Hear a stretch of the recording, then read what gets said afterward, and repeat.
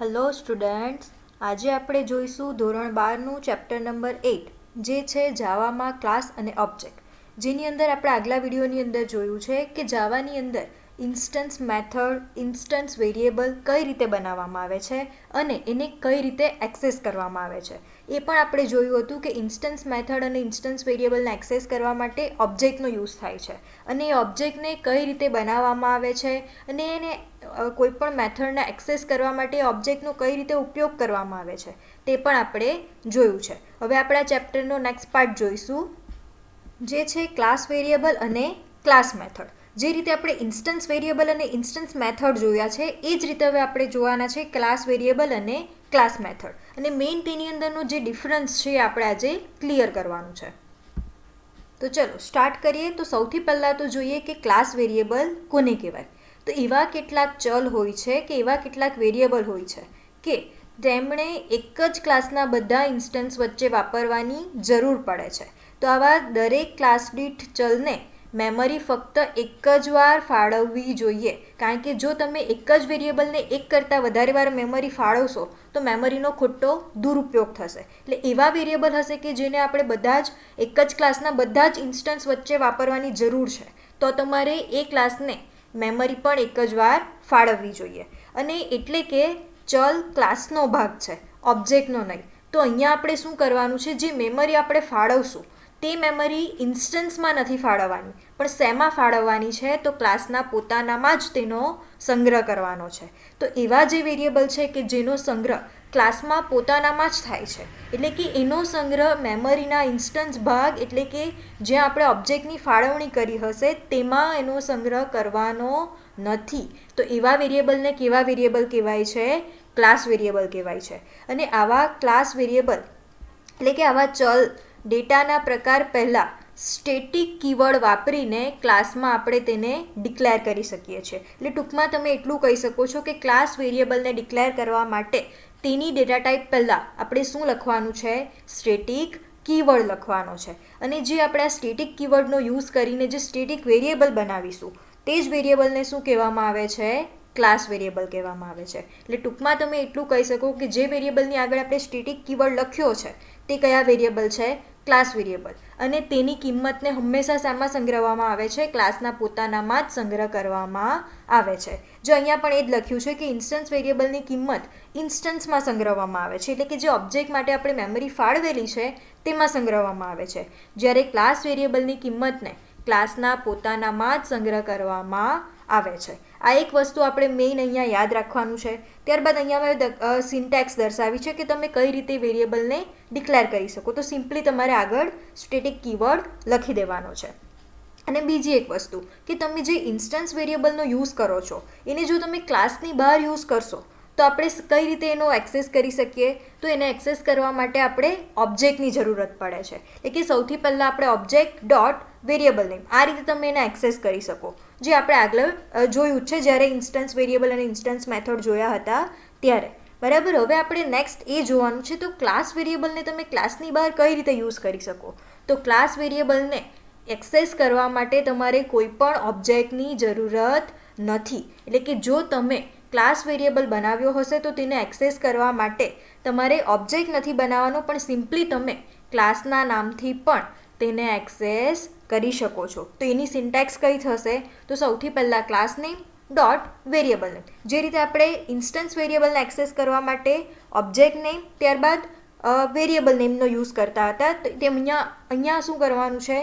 તો class name dot variable name. બરાબર છે. તમે આ રીતે કોઈ પણ સ્ટેટિક વેરિયેબલ અથવા તો ક્લાસ વેરિયેબલને એક્સેસ કરી શકો છો. ચલો હવે આ જ વસ્તુ આપણે થોડુંક પ્રેક્ટિકલી સમજીએ તો આપને વધારે આઈડિયા આવી જશે.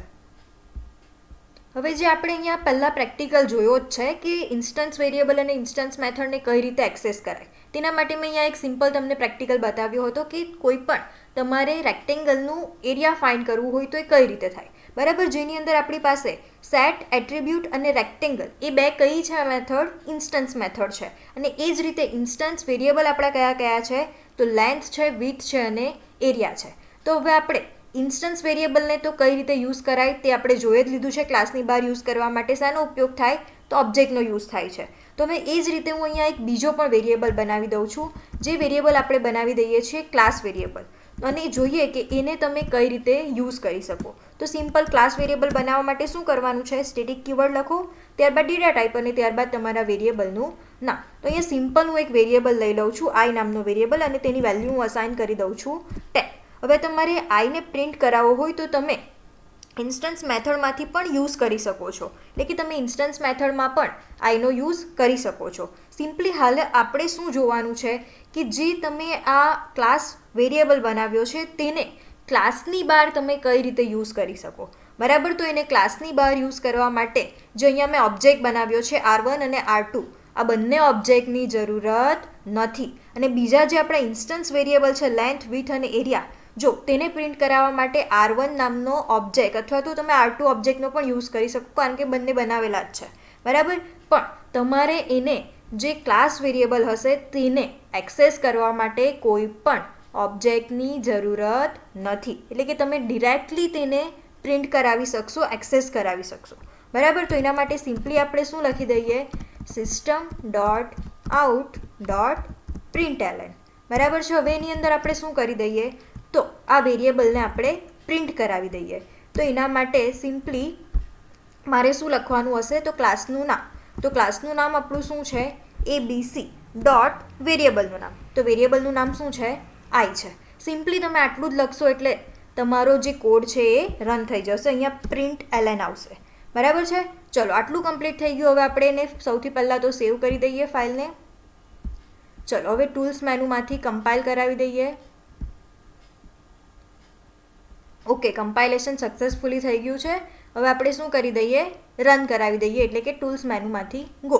તો જોઈ લો, આ લેન્થ જે આપણી છે તે તો આપણે ઓલરેડી 10 લીધી છે, ત્યારબાદ વિડ્થ શું લીધી છે, 20 લીધી છે, અને એ બેને તો આપણે પ્રિન્ટ કરાવી જ દીધા છે, કારણ કે ઇન્સ્ટન્સ વેરિયેબલ છે તો આપણે ઓબ્જેક્ટથી પ્રિન્ટ કરાવ્યા છે. અને એ જ રીતે જે આપણે ક્લાસ વેરિયેબલ અહીંયા બનાવ્યો છે આઈ નામનો, તેને એક્સેસ આપણે કર્યો છે કોની મદદથી, ક્લાસના નામની મદદથી. અને અહીંયા એટલું ખાસ યાદ રાખજો કે આઈની જે મેમરી ફાળવવી હશે તે મેમરી શામાં ફાળવવામાં આવે છે, તો એ ક્લાસના પોતાનામાં જ ફાળવવામાં આવે છે. સિમ્પલી આપણે આની અંદર આટલું યાદ રાખવાનું છે.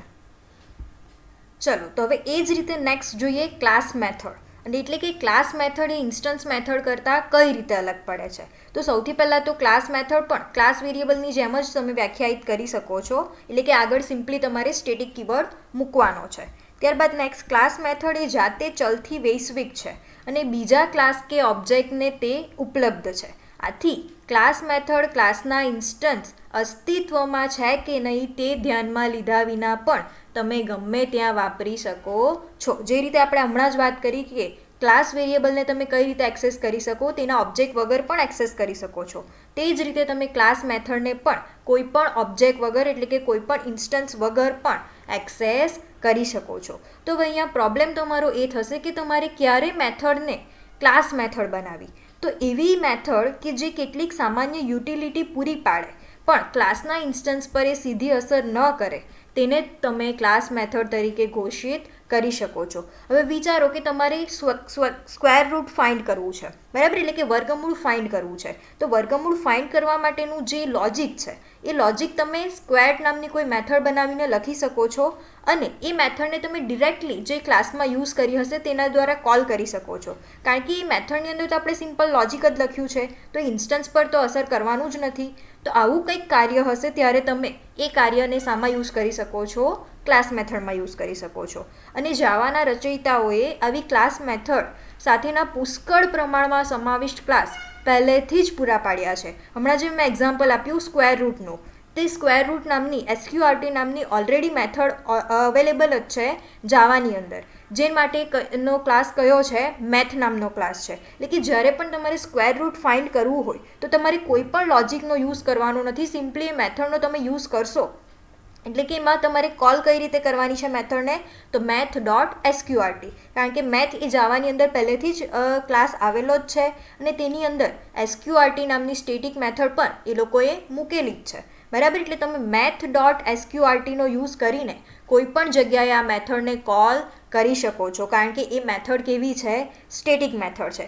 મીન્સ તમારે એટલું જ યાદ રાખવાનું છે કે સ્ટેટિક મેથડને તમે ક્લાસના ઓબ્જેક્ટ બનાવ્યા વગર પણ યુઝ કરી શકો છો. સિમ્પલી તમે ક્લાસના નામથી પણ યુઝ કરી શકો છો.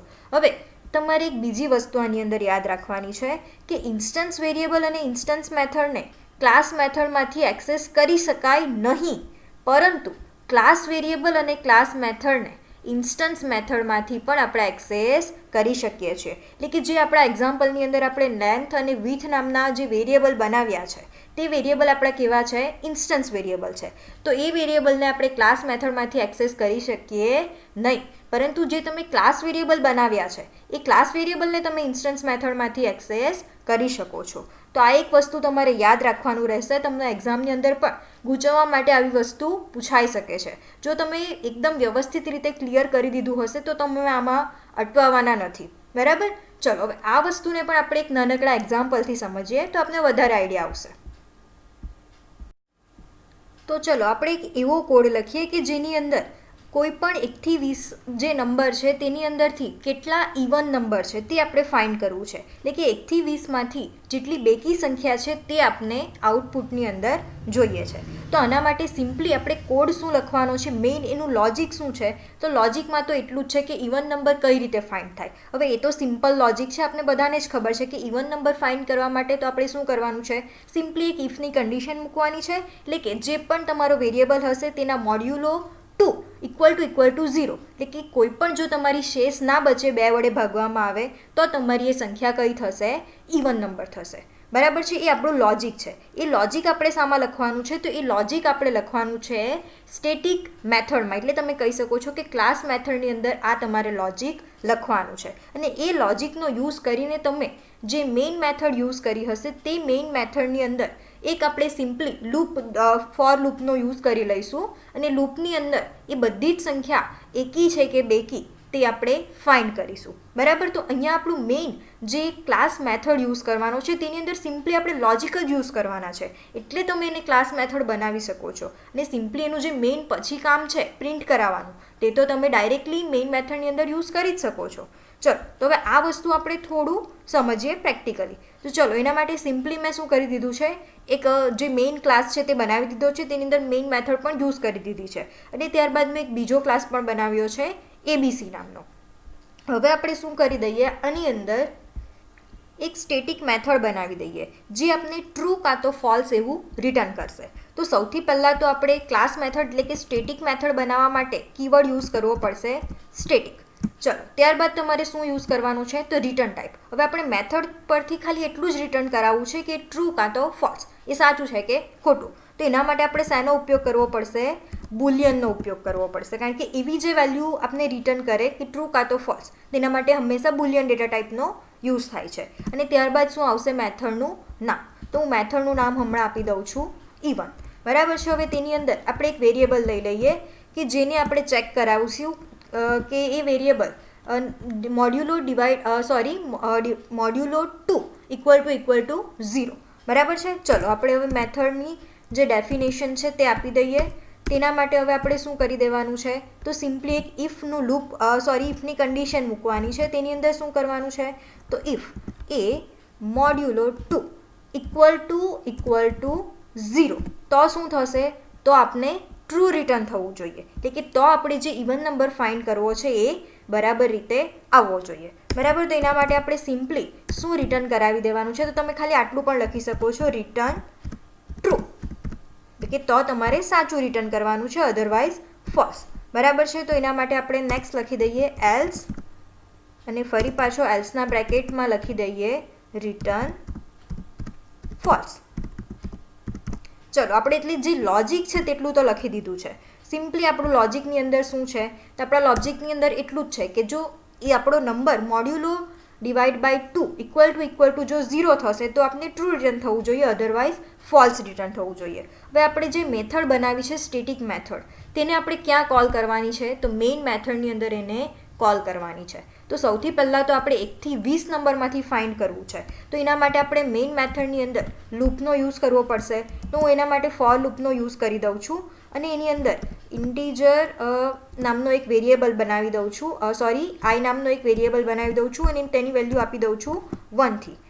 ત્યારબાદ શું કરાવી દઈએ તો એની કન્ડિશન મૂકી દઈએ ક્યાં સુધી આપણે લૂપને ફેરવવાનું છે તો 20 સુધી ફેરવવાનું છે, એટલે 21 લખી દઉં છું. ત્યારબાદ નેક્સ્ટ આઈ પ્લસ પ્લસ.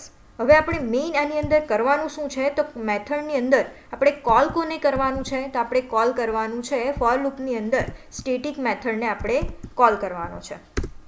તો ચલો એના માટે હવે નેક્સ્ટ કરી દઈએ.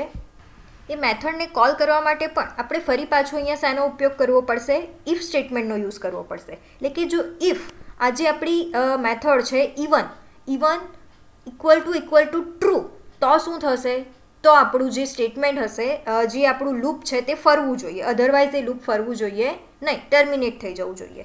બરાબર. તો એના માટે આપણે લખી દઈએ અહીંયા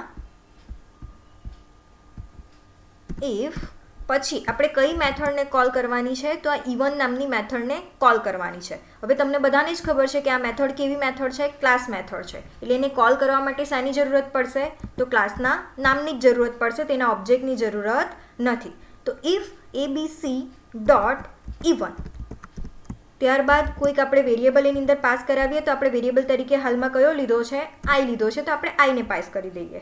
ઇક્વલ ટુ શું થવું જોઈએ, ટ્રુ થવું જોઈએ. હવે તમે અહીંયા ઇક્વલ ટુ ટ્રુ નહીં લખો તો પણ વેલિડ જ છે, પણ આપણે લખી દઈએ છીએ ઇક્વલ ટુ ટ્રુ.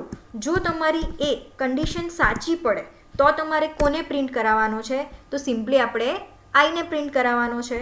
તો એના માટે આપણે લખી દઈએ system dot out dot print LN.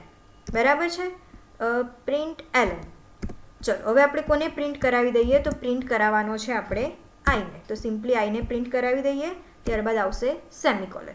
બરાબર છે. તો આની અંદર મેં બીજું કશું નથી કર્યું, સિમ્પલી એક ઇવન નામની મેથડ બનાવી છે. તેની અંદર મેં શું કર્યું છે, લોજિક લખ્યું છે કે એ સંખ્યા એકી છે કે બેકી છે. એટલે કે જો બેકી સંખ્યા હોય તો તમને ટ્રુ મળવું જોઈએ. અને એને મેં ક્યાં કોલ કરાવી દીધી છે તો મેઇન મેથડની અંદર ઇફની કન્ડિશન મૂકી છે અને ત્યાં એ મેથડને કોલ કરાવી છે. અને કોલ કરાવવા માટે શાનો ઉપયોગ કર્યો છે તો એ ક્લાસના નામનો યુઝ કર્યો છે, કારણ કે એ મેથડ કઈ છે, ક્લાસ મેથડ છે. ચલો હવે સિમ્પલી આપણે રન કરાવીને જોઈએ કે આપણી જે કોડ છે તે સાચો છે કે નહીં. તો તેના માટે આપણે શું કરવાનું છે, ટૂલ્સ મેનુમાંથી કમ્પાઇલ. ઓકે, આપણું કમ્પાઇલેશન સક્સેસફુલી થઈ ગયું છે. હવે નેક્સ્ટ કરી દઈએ ટૂલ્સ મેનુમાંથી ગો. તો જોઈ લો 1 થી 10 નંબરની અંદર જેટલી પણ ઇવન નંબર છે, એટલે કે જેટલી પણ બેકી સંખ્યા છે તે તમને આઉટપુટની અંદર મળી જાય છે. તો સિમ્પલી તમે એટલું યાદ રાખો કે તમારે કંઈક વસ્તુનું લોજિક તમારા કોડ કરતાં કશે બીજે લખવું હોય, બીજા ક્લાસની અંદર લખવું હોય તો ત્યારે તમે એ મેથડને સ્ટેટિક મેથડ બનાવી શકો છો અને ડિરેક્ટલી ક્લાસના ઓબ્જેક્ટ બનાવ્યા વગર પણ ક્લાસના નામથી પણ તમે તેનો યુઝ કરી શકો છો. તો ચલો હવે આપણે ક્લાસ વેરિયેબલ અને ક્લાસ મેથડ તો જોઈ લીધા છે. હવે આપણે નેક્સ્ટ જોઈએ ક્લાસમાં ઘોષિત કરેલા ચલનું વર્ગીકરણ, એટલે કે ચલ કયા કયા પ્રકારના આવી શકે છે. તો પહેલું તો છે લોકલ વેરિયેબલ. હવે તમને આની અંદરથી એક્ઝામમાં ઘણીવાર ક્વેશ્ચન પૂછાય છે. આ ખાલી તમારે 3 ટાઈપના જ વેરિયેબલ યાદ રાખવાના છે અને એની અંદર એટલે કે એ વેરિયેબલ કોને કહેવાય છે એ મેઇન તમારે યાદ રાખવાનું છે, કારણ કે એક્ઝામની અંદર ઘણીવાર પૂછાય છે કે લોકલ વેરિયેબલ કોને કહેવાય છે, અથવા તો કે મેથડ કે બ્લોકની અંદર વ્યાખ્યાયિત કરેલા વેરિયેબલને કયા વેરિયેબલ કહેવાય છે. આ રીતે તમને કોઈક ને કોઈક ક્વેશ્ચન આની અંદરથી પૂછાય જ છે. બરાબર છે. તો આ વસ્તુ તમારે વ્યવસ્થિત યાદ રાખવાનું રહેશે તમારી થિયરીની એક્ઝામ માટે. ચલો તો જોઈએ સૌથી પહેલાં તો લોકલ વેરિયેબલ કોને કહેવાય. તો લોકલ વેરિયેબલને મેથડ કે બ્લોકની અંદર વ્યાખ્યાયિત કરવામાં આવે છે. એટલે કે તમે કોઈક મેથડ બનાવી હશે અથવા તો કોઈક બ્લોક બનાવ્યો હશે, તેની અંદર તમે જે વેરિયેબલનો યુઝ કરો છો તે વેરિયેબલ કહેવામાં આવશે લોકલ વેરિયેબલ. અને આ લોકલ વેરિયેબલ જે તમે બનાવ્યો હશે તેનું નિર્માણ ક્યારે થાય છે તો એ બ્લોક શરૂ થાય ત્યારે જ તેનું નિર્માણ થાય છે. અને જ્યારે તમારો બ્લોક પૂરો થઈ જાય તેવો જે લોકલ વેરિયેબલ છે તેનો નાશ થઈ જાય છે. એટલે કે એની જે સ્કોપ છે તે સ્કોપ ક્યાં પૂરતો હોય છે તો એનો scope only and only block પૂરતો જ હોય છે. એ જેવો તમારો બ્લોક કમ્પ્લીટ થઈ જશે એટલે વેરિયેબલ પણ નાશ થઈ જશે. તેવી જ રીતે તેની પૂર્વ નિર્ધારિત કિંમતોથી તેની શરૂઆત થતી નથી. એટલે કે જ્યારે એને આપણે ડિક્લેર કરીએ છીએ ત્યારે જ એની પૂર્વ નિર્ધારિત કિંમતો આપી દેવામાં આવતી નથી. આપણે સિમ્પલી આ 3 જ સ્ટેટમેન્ટ યાદ રાખવાના છે અને એક્ઝામની અંદર એમાંથી ઘણા ક્વેશ્ચન્સ પૂછાઈ શકે છે. ચલો એ જ રીતે નેક્સ્ટ આપણે ઇન્સ્ટન્સ વેરિયેબલ કોને કહેવાય? તો આપણે એમ તો ઇન્સ્ટન્સ વેરિયેબલ જોઈ જ લીધા છે એટલે આપણને ખબર જ છે કોને કહેવાય છે. તે છતાંય જોઈ લઈએ કે ઇન્સ્ટન્સ વેરિયેબલને ક્યાં ડિક્લેર કરવામાં આવે છે. તો એ વેરિયેબલને મેથડની બહાર ડિક્લેર કરવામાં આવે છે અને ક્લાસની અંદર ડિક્લેર કરવામાં આવે છે. અને જ્યારે પણ તેનો આપણે નિર્માણ કરીએ એટલે કે જ્યારે તેને આપણે ડિક્લેર કરીએ ત્યારે હીપ વિસ્તારમાંથી મેમરીની તેને ફાળવણી થાય છે અને તેને સામાન્ય રીતે પૂર્વ નિર્ધારિત કિંમતો પણ આરંભમાં જ આપી દેવામાં આવે છે. બરાબર, તો તમને આની અંદરથી આ ક્વેશ્ચન પૂછાઈ શકે છે કે ઇન્સ્ટન્સ વેરિયેબલને પૂર્વ નિર્ધારિત કિંમતો ક્યારે આપવામાં આવે છે? તો તેને શરૂઆતમાં જ આરંભમાં જ તેને પૂર્વ નિર્ધારિત કિંમતો આપી દેવામાં આવે છે અને તેનો સંગ્રહ ક્યાં થાય છે? તો હીપ નામના વિસ્તારમાં તેનો સંગ્રહ થાય છે. અને એ જ રીતે હવે આપણે નેક્સ્ટ જોવાનો છે ત્રીજો વેરિયેબલ, જે વેરિયેબલ છે આપણો ક્લાસ વેરિયેબલ. તો એ પણ આપણે જોઈ જ લીધો છે કોને કહેવામાં આવે છે. તો ક્લાસ વેરિયેબલને ક્લાસની અંદર, મેથડની બહાર અને સ્ટેટિક ચાવીરૂપ શબ્દ સાથે વ્યાખ્યાયિત કરવામાં આવે છે અને તેને ક્લાસ દીઠ એક જ વાર મેમરી ફાળવવામાં આવે છે અને તેને બધા ઓબ્જેક્ટ વડે વાપરી શકાય છે, જે આપણે જોઈ જ લીધું છે. અને તેને પણ પૂર્વ નિર્ધારિત કિંમતો આરંભમાં જ આપી દેવામાં આવે છે. બરાબર છે, તો આ જે આપણા 3 વેરિયેબલ છે તે વ્યવસ્થિત રીતે યાદ રાખવાના છે કારણ કે આની અંદરથી એક્ઝામમાં ક્વેશ્ચન પૂછાવાના જ છે. ચલો હવે આપણે આ ચેપ્ટરનો જે નેક્સ્ટ પાર્ટ છે એ નેક્સ્ટ વિડીયોની અંદર જોઈશું. ત્યાં સુધી ગુડ બાય.